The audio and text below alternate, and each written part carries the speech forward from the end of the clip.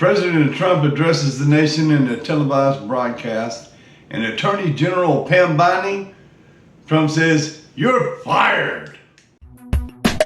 Mobile Pirate Radio.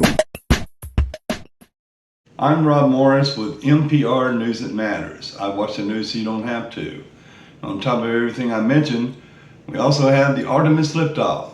And the launch I have on video, and we'll get to that in just a little bit. In the meantime, President Trump addressed the nation in a televised broadcast explaining the goals and the achievements and objectives in the war with Iran. We're going to call it a war, whatever.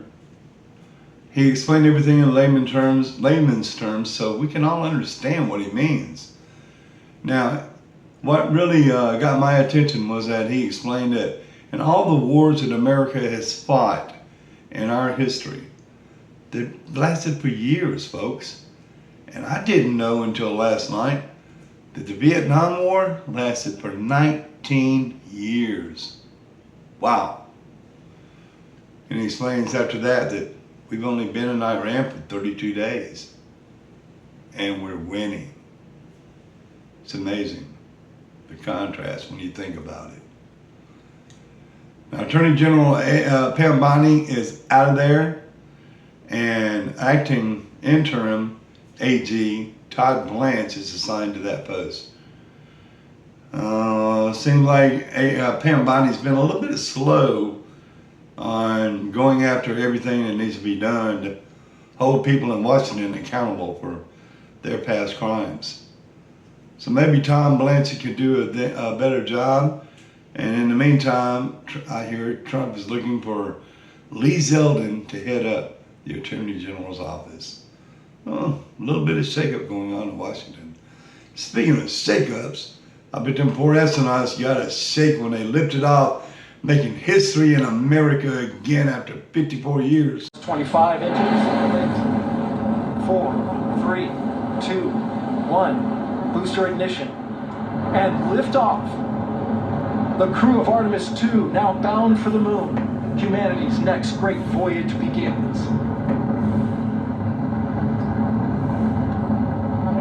Good, roll pitch. Roger, roll pitch. America can be proud. My Lord, I was in the second grade at Peter Joe Hamilton School watching Neil Armstrong step on the moon in a black and white TV in the cafeteria. Wow, this seemed amazing then when I was just a little kid. Now, 54 years later, we see it happening again, finally. I was excited about it. We need to be proud to be Americans because we're making this happen, folks. I can't wait to see what they see on the far side of the moon. I wish they'd have done it whenever a new moon was facing us and they had to light on the far side of the moon. But no, it's going to be a full moon or close to it, and they're going to be on the dark side of the moon in the dark to take pictures, whatever. The Godspeed, gentlemen and lady, on Artemis 2 mission, and return home safely. Our Colonel Schaefer, retired Army Colonel, had some really interesting things to say about what Artemis 2 might see on the dark side of the moon. Things on the dark side of the moon, and I'm not joking about that. I think they're going to see some things there that we suspected were there. Look, I believe that there's a lot more life in the universe than we've been told. You know, there's a whole UFO disclosure thing going on right now.